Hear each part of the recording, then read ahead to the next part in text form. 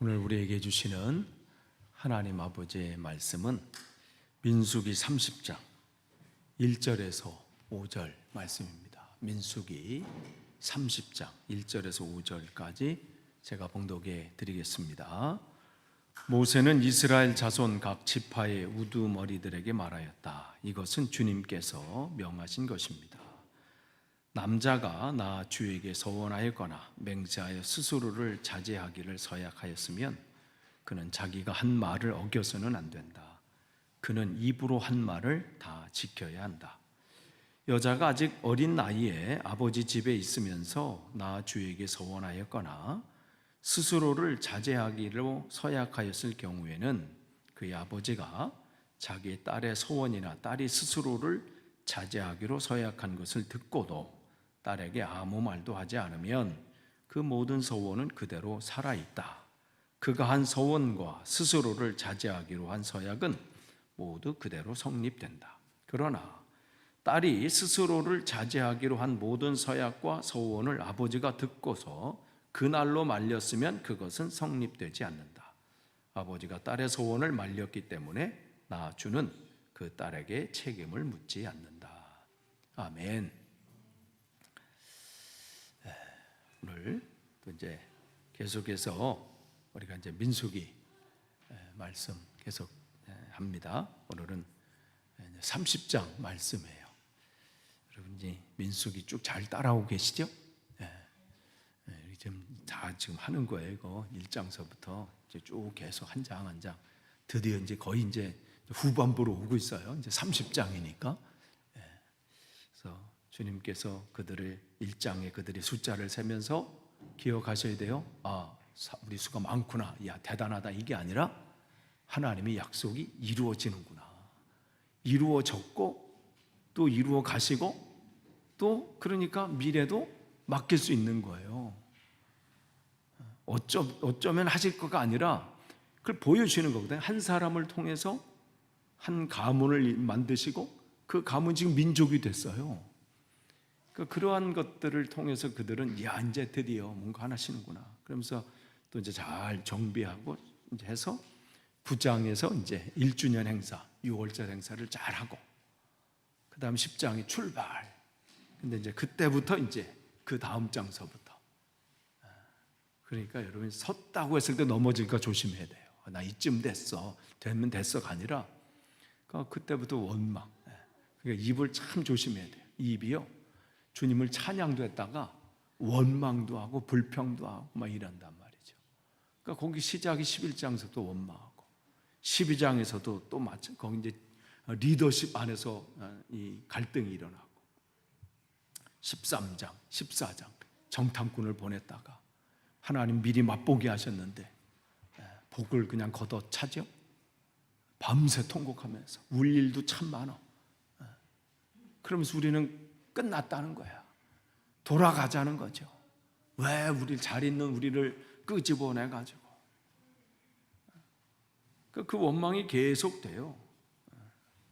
근데 또 하나님은 또 그들에게 계속해서 매일매일 먹거리를 통해서 하나님을 기억하게 하시고 그 옷술에 술까지 달아서 그걸 볼 때마다 하나님을 기억하라. 그렇게 말씀하시잖아요. 그러면서 다 준비해서 이제 거의 다 왔어요. 거의 다 왔어. 그냥 이 모압 평야 그냥 거기까지 왔어. 이제 넘어가기만 하면 돼. 그 전까지 발람과 발락 22장서부터 24장까지 나오는 발람, 거기 가나안에 있겠죠. 발락 왕하고 그 왕이 발람 선지자를 또 그냥 탁 해가지고 저길 저주 좀 해라. 그런데 그 입까지 막으셔가지고 복되게 하시고 이제 거의 다 왔는데 그들이 25장에 이제 25장에 보니까 어떻게 해요? 거기서 무너지잖아요. 한 여인들을 보고 무너지고 주님이 빨리 가는 게 문제가 아니구나. 다시 시작, 재교육, 재정비하시잖아요. 그래서 다시 숫자 세 이렇게 하죠. 너희들이 누가 인도하는지 그리고 너희들은 누군지 이거 기억하는 거 굉장히 중요합니다. 하루하루 참 시간 빨라요. 근데 갑자기 겨울이에요. 여기도 가을은 없는 것 같아. 좀 여름도 없는 것 같아. 그냥 봄에다 좀 따뜻한 봄 됐다가 가을이 시작된다면서 겨울 뭐 이런 느낌인데, 참 그래도 벌써 이제 10월 또 이제 다음쯤이면 또 썸머 타임 끝. 야, 그러면 또 이제 암울해지면서. 근데 그렇게 보내는 게, 그러다 보면 뭐 가는 주님께서 부르실 날이 오겠지만 그냥 보내는 게 아니라 매일매일 순간에 나는 누구인가 이걸 점검해야 돼요. 그리고 교회는 뭔가? 나는 왜 이곳에 하나님이 오늘도 생명을 주셨지?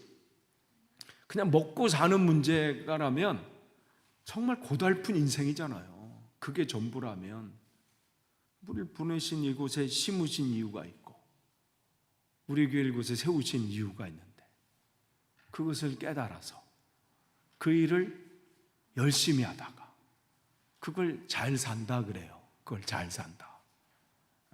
무슨 물질로 뭐 어떠한 지위로 그게 높아지고 부자, 이게 잘 사는 게 아니라 정말 하나님이 심으신 날이고 심으시고 세우신 그 뜻을 잘 알아서 그렇게 열심히 잘하다가 그렇게 잘 사는 거죠. 그래서 그들에게 너는 누구인가 이걸 깨닫게 하고, 또 미리 땅을 이렇게 분배하시면서 그 땅이, 우리가 갈 땅이 어떤 땅인지 그걸 알게 하시고, 이제 그러한 상황들이 26장에 일어나게 되고, 또 27장을 통해서 이제 다시 정비하게 되죠. 그 땅의 중요성을 확인해 주는 거예요. 그냥 땅 주니까 뭐 어쩌다 보니까 분배된 내가 아니라 그것이 하나님의 약속이 이루어진 또 다른 거잖아요. 숫자가 많아진 것과 땅을 허락하신 것. 그러니까 그 땅은 내게도 중요한 거예요. 그래서 슬로보앗의 5딸이 그냥 우리는 아버지도 돌아가시고 아들도 없고 그러니까 우리 팔자는 이런가 보다 하고 포기한 게 아니라 우리에게도 그 땅을 달라 이렇게 한 거 아니에요. 하나님 그 법까지 바꾸시면서 그들이 그 마음을 아신 거예요. 그냥 단순히 욕심과 욕망, 탐욕이 아니라 이 땅의 중요성을 저들이, 아무도 거의 관심 없는데 한 가정의 그 5명의 딸이 그 부분을 제안하고, 사람들이 뭐라고 할지 중요하지 않아요. 자기 마음 안에 그 땅에 대한 중요성, 즉 하나님의 약속이 성취된 것, 우리를 통해서도 이루어지기를. 그래서 그 일들을 항하게 되고, 또 여호수아라는 새로운 하나님이 리더십을 또 그들에게 제안하잖아요. 그 여호수아의 하나님이 모세가 어떻게 합니까? 이들이 목자 없는 양처럼 되는 걸 나는 원치 않습니다. 하나님께서 자기는 거기 역할이 거기까지래. 그러면 낙심할 만도 해요. 내가 여기 창립 멤버인데, 그거잖아요. 시작해서 자기가 만든 거예요. 파운더야. 시작했고 여기까지 왔고, 그쯤 되면 그래도 맛은 보게 하셔야지. 그 땅을 차라리 눈이 어두워서 안 보면 그건 난데, 마치 무슨 약 올리는 것처럼 봐봐 한번 딱 이렇게. 또 눈도 좋아, 다 보여. 그런데 넌 못 가. 야, 이쯤 되면 내가 이럴 줄 알았어 뭐 이런데, 그런 마음이, 그러니까 하나님은 참 지도자는 지도자예요. 깜이 돼. 지도자 깜이 돼. 하나님, 내가 여기까지, 내 일이 여기까지면 내가 괜찮습니다.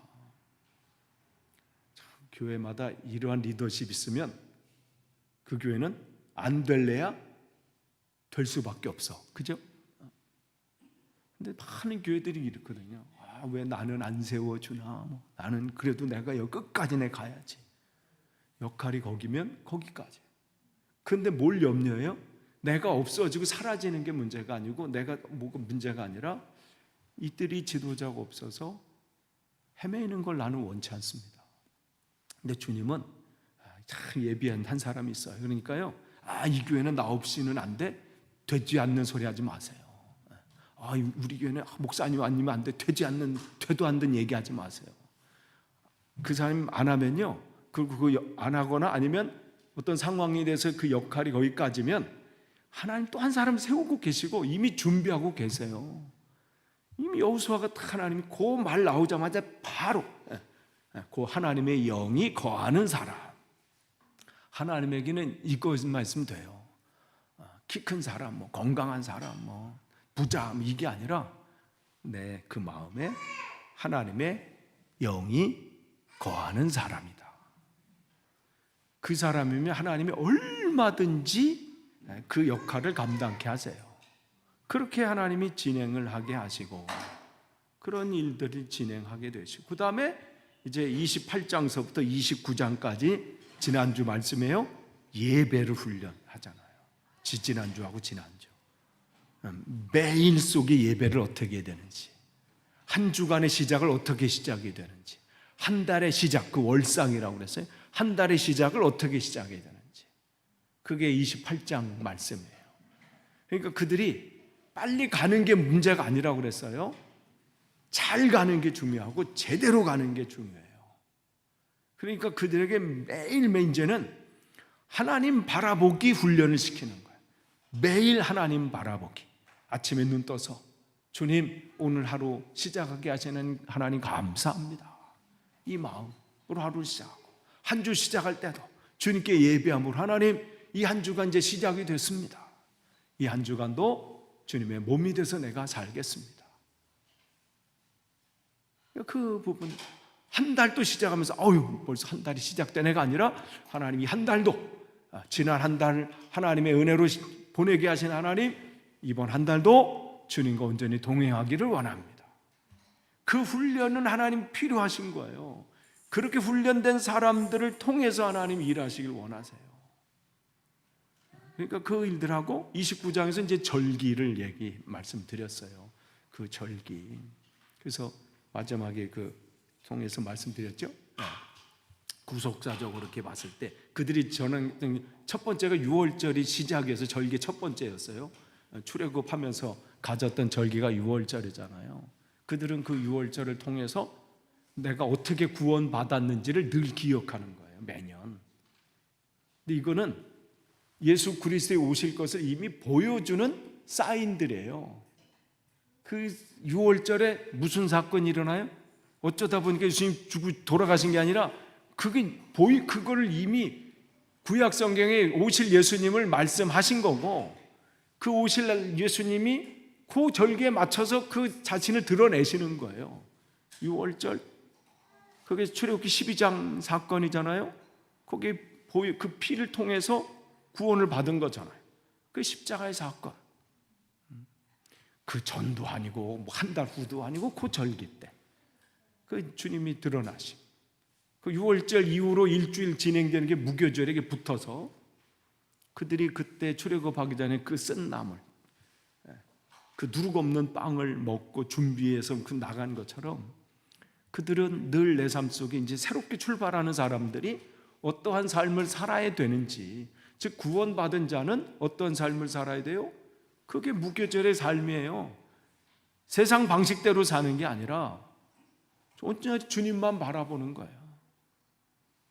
세상에 주님께서 그 걸어가신 그 길을 걸어가는 거죠. 내 안에 잘못된 것을 제거하고 주님 말씀대로 행하는 삶, 그런 부분들이 그들에게 주어지는 겁니다.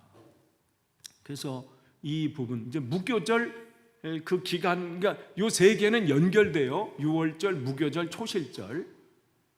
그러니까 6월절 그 다음 날부터 일주일간이 이제 무교절이 시작되고요.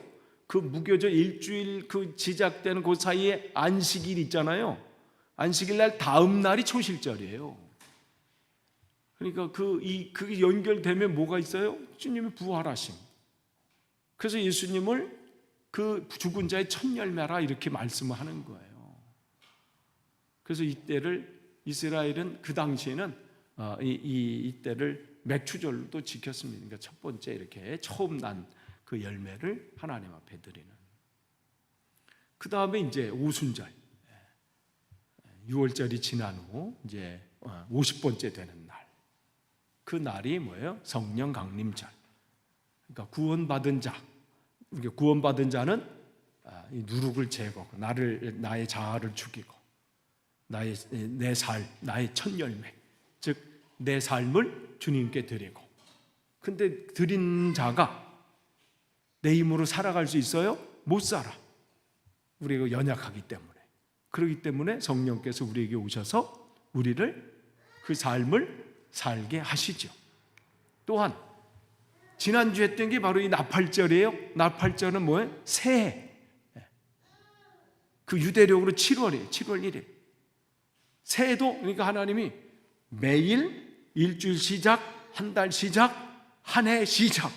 이야, 그러니까 하나님이 정말 훈련을 철저하게, 이미 시작 때부터 하나님의 백성을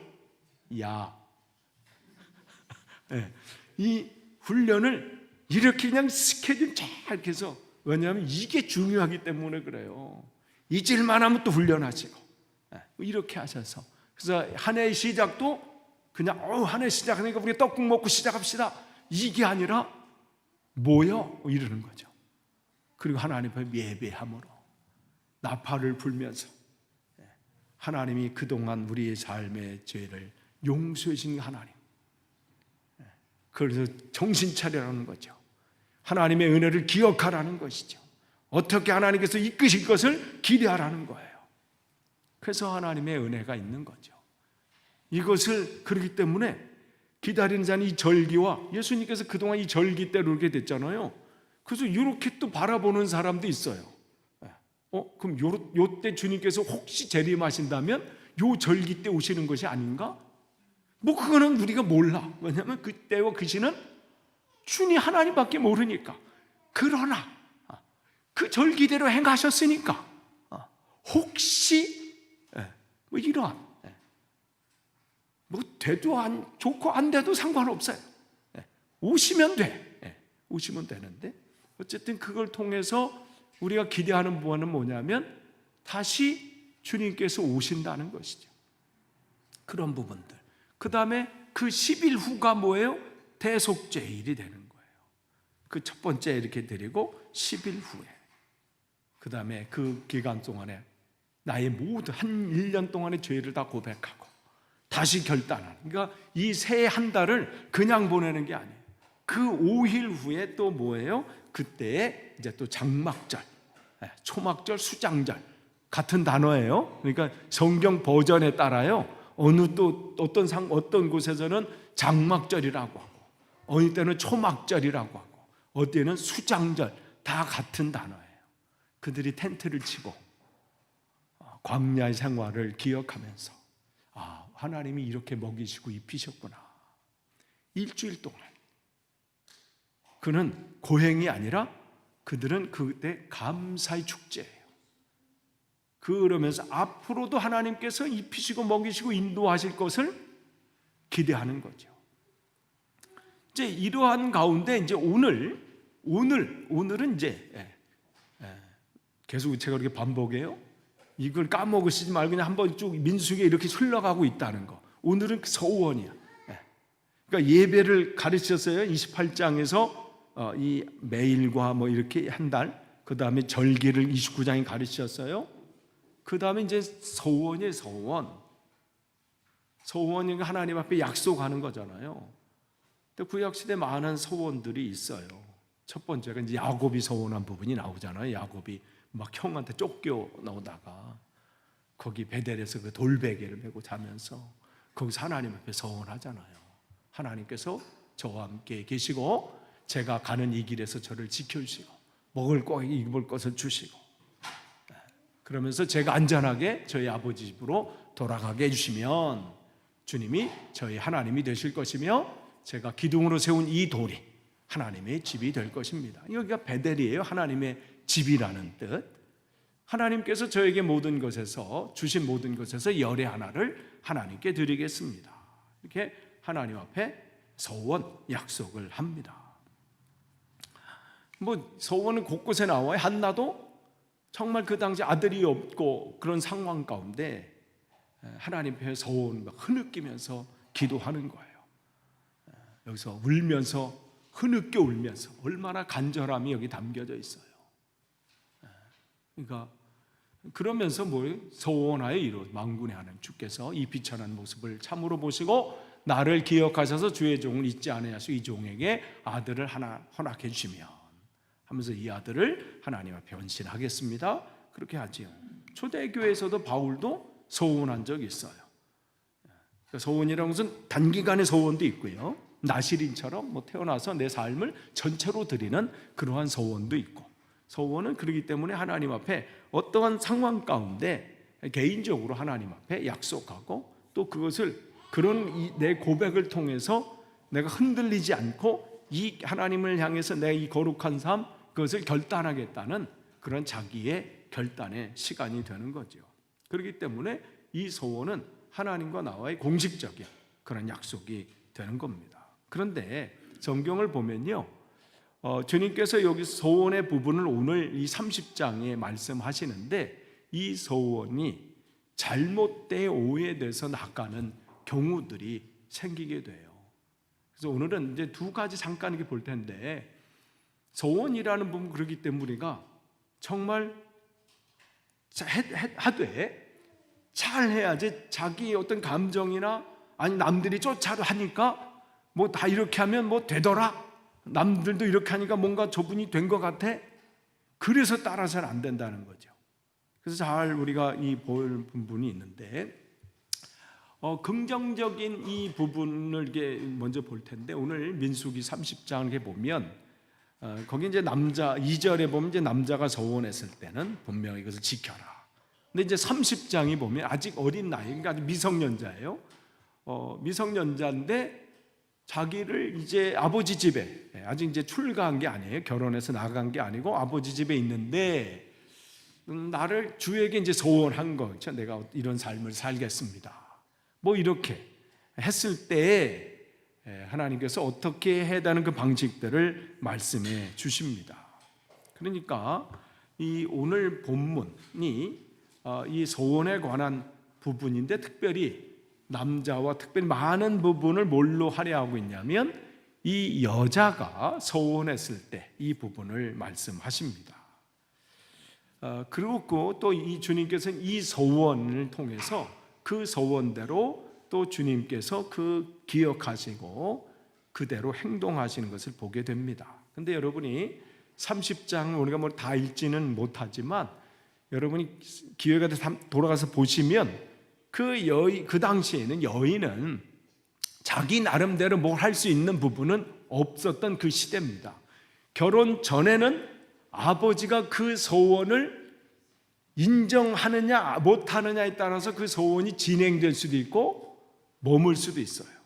아빠가 듣고 얘가 지금 무슨 소리 하는 거야 하면 그 소원이 무효가 돼. 결혼하고 나서는 남편이 똑같은 겁니다. 그래서 30장 4절에서 보면 그의 아버지가 자기 딸의 소원이나 딸이 스스로를 자제하기로, 즉 내가 하나님 앞에 구별되게 내가 드리겠습니다, 이렇게 서약한 것을 듣고도 딸에게 아무 말도 하지 않으면 그 소원 그대로, 소원은 살아있고 그대로 지켜야 돼요.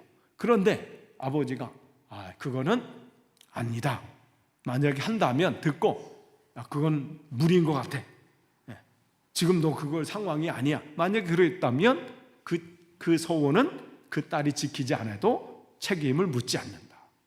이것은 6절서부터 이렇게 보면 남편에게도 동일해요. 이제 결혼해 갔을 때 그 아내가 스스로 소원했을 때 그 남편이 또 그렇게 할 수 있다는 것이죠. 그러니까 이 당시 왜냐하면 모든 상황 속의 여인은 연약한 그러한 부류에 속해 있기 때문에, 그런 부분을 주님께서 그들을 통해서 아버지나 남편을 통해서 보증을 서주시는 그러한 상황들이 되는 거죠. 그렇게 보면 성경은 일찍부터 여인에 대해서 그 당시 다른 민족이나 다른 나라에서는 별로 관심이 없고, 그들의 인권이나 또 그들의 권리나 또 연약한 어떤 부류에 대해서 관심이나 보호에 대해서 무관심할 때 주님은 그 세밀한 것까지도 다 기억하시고 말씀하고 계시는 거예요. 그 25장 있는 이 슬로보아스의 그 딸들의 주장도 말이죠, 그냥 묻힐 수 있어요. 우리에게도 그것을 달라, 어디다 대고 이러면 끝났어. 그런데 그걸 관심 있게 들으시는 하나님, 그래서 그대로 행하라고 하시는 하나님, 오늘 이 여인에도 마찬가지예요. 그들도 소원하는 거에 대해서 진정성 있게 관심 있게 보시고, 또 그것을 주위 사람들에게 혹시 누구에게 강요를 받거나 아니면 어떠한 상황 속에 그냥 휩쓸려서 했던 그러한 것인지를 중간에 점검케 하시고, 또 그 일들을 할 수 있는 통로까지 열어주시고, 그러한 부분들을 보게 되는 것이죠. 그런 면에서 한나의 기도를 보면요, 이 소원하면서 하나님 앞에 간구하잖아요. 그런데 이 소원 속에 사실은 소원하지만 이 법에 따르면 이 한나가 하는 소원은 남편이 어떻게 듣느냐에 따라서 어떻게 될 수 있다는 거예요? 무시당할 수도 있어요. 아무리 소원했다고 해서 뭐 되는 게 아니라, 남편이 듣고 이 여인이 어디다 대고 아들을 누구 맘대로 바쳐, 이렇게 해버리면 끝나는 거예요. 그런데 어떻게 해요?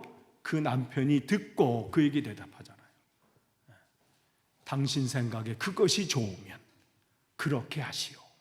이게 중요한 거예요. 이게 안 되면요, 나는 말 못해, 안 돼, 이러면 아무리 한나가 100번 1000번 서울해도 그것은 되지도 않는 일이에요. 그런데 엘가나가 듣고 당신이 그렇게 생각한다, 그 기도를 들었는지, 엘가나 거기 없었을 텐데, 아니면 엘리 목사님이 전해줬는지, 아니 누가 전해줬는지 모르지만 어쨌든 남편이 자기 아들을 바친다는 그 소원을 듣고 용납한 거죠. 그리고 당신 말대로 하나님이 이루어주기를 원합니다. 그리고 그걸로 끝난 게 아니라 어떻게 남편은 온 가족을 데리고 이제 가서 뭘 하러 또 간 거예요?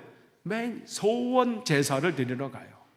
그러니까 이 가문은 하나님 앞에 어떤 결단하는 그러한 시간들을 가족들이 가졌던 것 같아.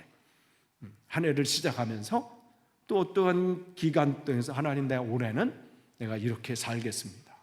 그게 그냥 말로만 그치는 게 아니라 하나님 앞에 약속한다는 것은 정말 이거는 내가 입으로 고백한 순간 어떻게 반드시 지켜야 되는 그 일이기 때문에, 소원 제사를 드리러 가족들이 간다는 것은 이 가정이 하나님 말씀 안에서 구별되고 거룩한 삶을 살았던 것을 요거를 통해서 볼 수 있습니다. 그렇지 않으면 이런 소원 제사를 드리러 올라갈 일도 없고 하지도 않았겠죠. 사람한테 하는 약속이 아니기 때문에. 그러니까 이때 올라가서 이제 이 남편은 그 아내의 기도의 제목을 가지고 간구했을 거예요. 주님, 내 아내 한나가 이런 기도 제목이 있습니다. 그리고 이 소원을 했습니다. 나도 거기에 동의했습니다. 그리고 하나님께서 응답해 주실 것을 저는 기대하고 고백했습니다. 이러한 부분들, 그래서 이 소원한 대로 역사가 이루어진 거죠. 그러니까 하나님은 이 소원의 한 것에 대해서 그냥 허투루 들으시는 분이 아니고, 그들이 이 부부가 그 한 목적을 가지고 합력해서 하나님 앞에 간구했을 때 그게 열매로 맺은 거예요. 만약에 아내는 열심히 기도했어요. 하나님 나에게 소원하면서 했는데 남편이 어이구 말도 안 되는 소리 하지도 마, 끝, 다시는 그 얘기 하지 마, 그럼 끝난 거예요. 그런데 그 부분을 놓고 같이 기도하는 거예요. 그렇기 때문에 여러분, 우리가 어떤 분의 기도의 제목을 가지고 어떤 분에서 중보할 때 합심해서 우리가 기도하는 건 굉장히 중요합니다. 그래서 우리가 어떤 기도의 제목을 나눌 때 또 여러분이 기도를 또 부탁도 하시잖아요. 하나님, 나를 위해서 이걸 기도해 주십시오. 그럴 때 내가 부탁했으니까 목사님이 알아서 기도하겠지, 아니에요. 같이 기도하는 게, 같이 합력해서. 그 가운데 하나님의 역사가 나타났습니다. 그런데 부정적인 소원도 있어요. 그러니까 이 소원이라는 이 단어만 이때 시작해가지고 무조건 그냥 하면 하나님의 역사가 나타나겠지? 아니에요. 마가복음 보면요, 그 당시 이 소원이 나중에 오염되고 변질돼 가지고 무조건 그냥 이렇게 하면 하나님한테 뭐 잘 역사하시겠지, 뭐냐, 그들에게 주님 말씀하세요. 너희는 너희 관습을 지키려고, 즉 이 소원에 관한 관습이에요. 그러면서 하나님의 계명을 잘도 저버린다. 그러면서 모세가 말하기를 내 아버지와 내 어머니를 공경하라 하고 또 아버지나 어머니를 욕하는 자는 반드시 죽일 것이다 하였다. 그러나 너희들은 말한다. 누구든지 아버지나 어머니에게 말하기를 내게서 받으실 것이, 즉 부모님을 이렇게 공양하고 봉양하고 효도하고 섬겨야 될 그 몫이 그 자식에게 있는데 내가 가지고 있는 이것을 하나님 앞에 드리는 예물, 그걸 고르반이라고 그래요. 하나님 앞에 드리다 보니까 부모님한테 드릴 게 없네, 이렇게 돼버리는 거죠. 그러니까 그렇게 말만 하면 나는 됐어, 부모님한테는 죄송하지만 그래도 난 하나님 앞에 열심히 했으니까 하나님은 기뻐하실 거야, 이렇게 하는 상황이 온 거예요. 근데 이것도 사실은 하지 않고 자기 이렇게 하는 게 점점 가면서 부모님에 대해서 이제 자기 스스로가 짐으로 생각하고, 때로는 뭐 이 정도 했으면 됐지 뭘 또, 이렇게 돼버리는 거죠. 그러니까 말로 부모님 지금 다 주님께 하다 보니까 없으니까 이해해 주세요, 뭐 이렇게 돼버린 거죠. 그러면서 아버지나 어머니에게 그 이상 아무것도 해드리지 못하게 한다. 너희는 너희가 물려받은 관습을 가지고 하나님의 말씀을 헛되게 하며 또 이와 같이 많은 일을 많이 한다. 이런 부분은 잘못된 소원이야. 그 소원은 내가 뭔가를 소원할 때 이걸 한 것을 통해서 하나님이 기뻐하시는가 아닌가를 점검하고 또 점검해야 돼요. 그때의 감정이나 남들 휩쓸려 가지고 이럴 때 많이 있어요. 뭐 무슨 부흥회 때 그럴 때 많이 있거든요. 뭐 분위기가 막 하면서 선교사로 나가실 분 소원하셔, 다 손들어. 그 순간 나 끝난 순간 큰일 났다. 정말 한번 생각해 또 해보는 거예요. 우리가 정말 하나님 앞에 그것이 기뻐하시는 것이지만 정말 내 상황과 형편이 가운데 하나님께서 진짜 원하시는 게 무엇일까? 이러한 부분들이지요. 또한 성경에 보면 사사기에 보면요, 입다라고 하는 사사가 나와요. 근데 하나님께서 그냥 그 중에 그나마 하나님 한 사람을 세운 게 입다인데, 그가 사명 감당하다 뭐라고 소원하냐면, 하나님 이 암몬 자손과 이제 전쟁을 하는데 내 손에 넘겨주시면 뭐라고 해요? 이기고 돌아올 때 누구든지 내 집 문 안에서 먼저 나를 맞으라. 어느 사람? 그럼 그 사람은 주의 것이 될 겁니다. 내가 번제물로 그를 드리겠습니다. 태워서 죽인다는 거예요. 이걸 소원하네. 어디도요, 하나님이 사람을 바치라고 제물로 바치라는 적이 없어요. 뭘 할 수 있어요? 소원하긴 했는데 이게 하나님의 방법이 아니야. 그 당시 이방 종교의 방법이에요. 자식을 태워서 바치는. 그건 뭐 우리에게도 있잖아요. 이 심청이 바치는. 그러니까 말씀이 없으니까 이 당시 사사시대에 제사장과 레위인들이 그 사명 감당하지 않고 말씀을 가르치지 않으니까 지도자된 사람들조차도 그냥 어렴풋하게 알아. 어디서 듣긴 들었어. 근데 성경에 어디는 있겠지. 우리도 그런 때 있잖아요. 성경 어디는 있을 것 같아. 어디서 들었던 것 같아. 느낌으로 믿고 그냥 어설프게 향하고, 이 입다가 그랬단 말이죠. 그로 인해서 자기 하나밖에 없는 딸을 주님 앞에, 아니 거기서 멈춰도 돼요. 그 하나님, 너 왜 딸 안 바쳤어? 이거 너 일로 와봐. 이럴 하나님이 아니에요. 하나님이 가만히 계시는 거예요. 뭐 하나 보자.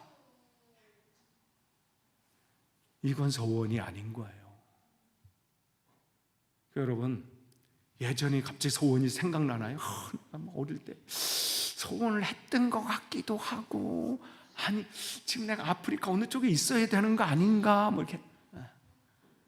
아니면요, 하나님 앞에 하나님, 내가 그때 몰라서, 그때 감정이 남들 다 손들리기를 안 들면, 그래서 내가 거기 청년회장이고 학생회장인데 안 들면 좀, 내가 목사 아들인데 안 들면 좀, 그래서 들기는 들었는데 끝나고 보니까 이게 내가 왜 그랬는지, 그리고 잊혀지다가 어느 날 갑자기 소원 얘기 나오면 그때마다 이게 안 되는 게 그 소원 안 지켜서 그런 건가? 그런 쓸데없는 생각하지 마시고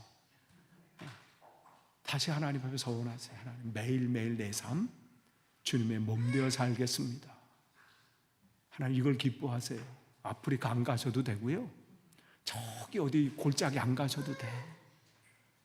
매일매일 내 삶 속에 주님과 동행하는 삶을 살기로 작정하시고 그렇게 훈련되면요, 그 다음에 하나님은 그 다음으로 또 이끄셔요.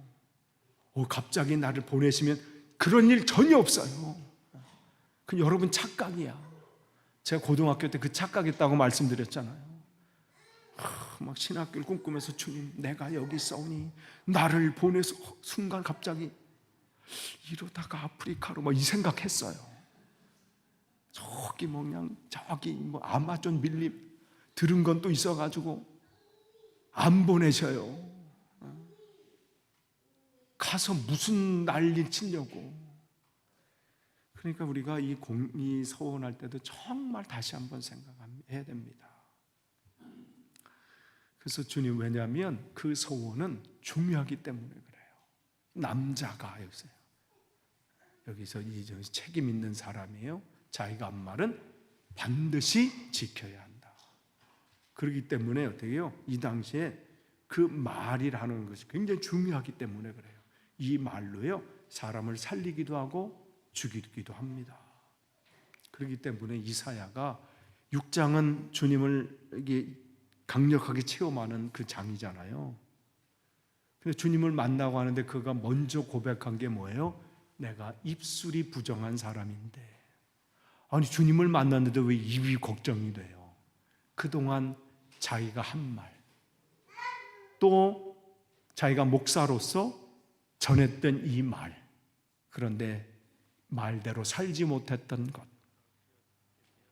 주님을 없이 내 생각대로, 내 기분대로 전했던 말, 이런 것들이 막 생각나는 거예요. 그러니까 주님, 이 입술을 어떻게 합니까? 고백했을 때 그 입술을 찢어주시고 새롭게 해주시잖아요.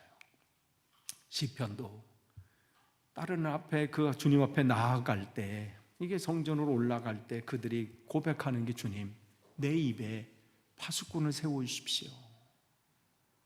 왜냐하면 이 입이요, 하나님도 찬양했다가 원망 불평됐다가 남도 비방했다가, 이 말이 얼마나, 그렇기 때문에 이 부분을 얘기합니다. 내 입술의 문을 지켜주십시오. 그래서 주님은 그들이 새로운 곳에 가기 전에 이 부분을 점검케 하세요. 내 입을 조심해라. 함부로 약속하거나 맹세하거나 서운하거나 그런 것이 아니라 이 입술을 조심해서 늘 하나님 앞에 온전히 서기를. 왜냐하면 그동안 그들이 해왔던 것이 입술이거든요. 얼마나 원망, 불평, 정죄, 그 안에서 서로 간의 갈등, 그들이 지금까지 이 하나님 오기 전까지 했던 것이 그걸로 점철된 그들의 삶이었어요. 그렇기 때문에 입술을 조심해라. 특히 하나님 앞에 할 때. 왜냐하면 하나님은 우리가 한 말을 다 듣고 계시기 때문에 그렇습니다. 아무쪼록 저와 여러분이 지금 이 신앙의 여정 우리가 가고 있는 이때에 우리 입술을 잘 주장해서 입술을 통해서 하나님만 찬양하고 사람들을 격려하고 위로하고 세워주고 섬기는 입술이 되기를 간절히 축원합니다. 기도하겠습니다. 하나님, 오늘 주님 말씀을 또 전했습니다. 하나님 혹시 잘못 전한 것이 있다면 하나님 제거해 주시고 온전히 주님의 말씀만이 심어져서 우리의 신앙의 여정에서 온전히 서게 하옵소서. 예수님의 이름으로 기도합니다. 아멘.